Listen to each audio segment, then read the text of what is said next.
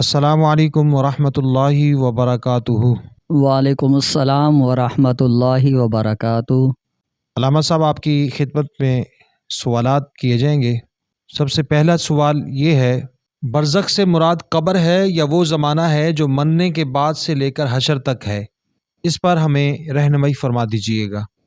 برزخ سے مراد نہ قبر ہے نہ وہ زمانہ ہے جو مرنے سے لے کر اور حشر تک ہے، بلکہ وہ مقامات ہیں جہاں مرنے کے بعد ارواح حسب مراتب رہتی ہیں، اس مقامات کو برزخ کہا جاتا ہے۔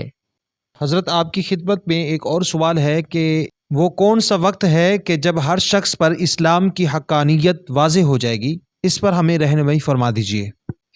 جب زندگی کا وقت پورا ہو جاتا ہے اور حضرت اسرائیل علیہ السلام اس شخص کے پاس آتے ہیں تو وہ شخص اس وقت دائیں اور بائیں جہاں تک اس کی نگاہ جاتی ہے وہ فرشتے کو ہی دیکھتا ہے، ہر طرف اس کے فرشتے ہوتے ہیں۔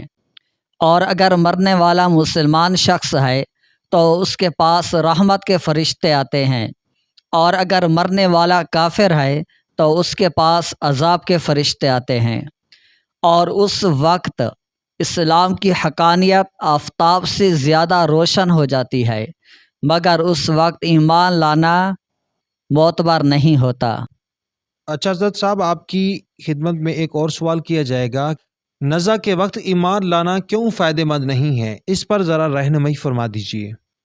جی، نزع کے وقت ایمان لانا اس لیے فائدہ مند نہیں ہے کیونکہ ایمان لانا ایمان بالغیب ہوتا ہے، وہ ایمان معتبر ہوتا ہے جو ایمان بالغیب ہو، جیسا کہ اللہ تعالیٰ نے فرمایا والذین یؤمنون بالغیب، وہ لوگ جو ایمان لے غیب پر، تو ایمان بالغیب معتبر ہوتا ہے۔ اور نزع کے وقت جب انسان کا آخری وقت ہوتا ہے، اس وقت جیسے ابھی ہم نے پیچھے والی حدیث شریف پڑھی ہے کہ جب انسان کا آخری وقت ہوتا ہے اس کے پاس فرشتے آتے ہیں، مسلمان ہو تو رحمت کے فرشتے اور اگر کافر ہو تو عذاب کے فرشتے، تو وہ اس وقت اللہ تعالیٰ کی حقانیت کو صحیح طریقے جان لیتا ہے اور عذاب کو دیکھ لیتا ہے، تو اس پر وہ غیب نہیں رہتا، مشاہدہ وہ کر لیتا ہے۔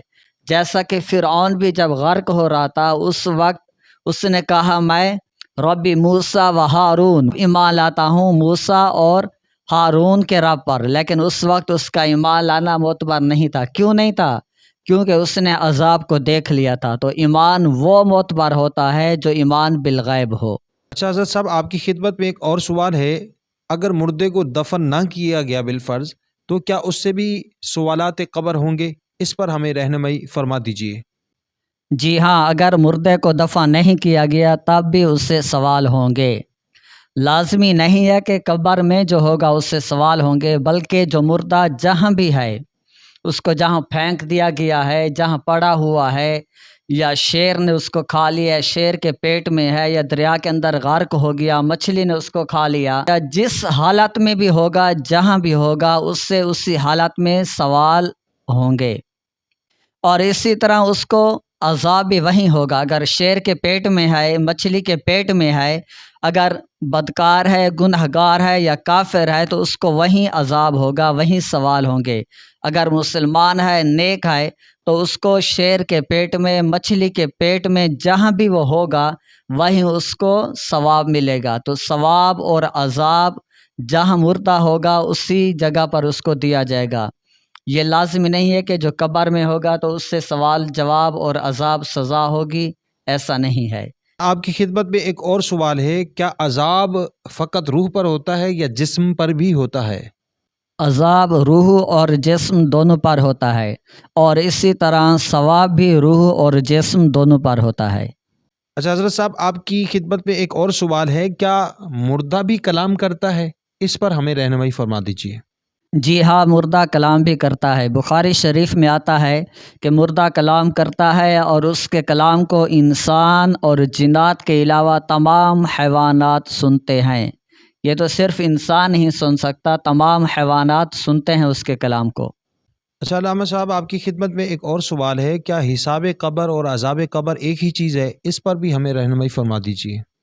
جی نہیں، حساب قبر اور چیز ہے اور عذاب قبر اور چیز ہے۔ قراءۃ المناجی میں آتا ہے کہ بعض لوگ حساب قبر میں کامیاب ہو جائیں گے مگر بعض گناہوں کی وجہ سے عذاب قبر میں ہوں گے، جیسا کہ چغل خور اور پیشاب کی چھینٹوں سے نہ بچنے والا۔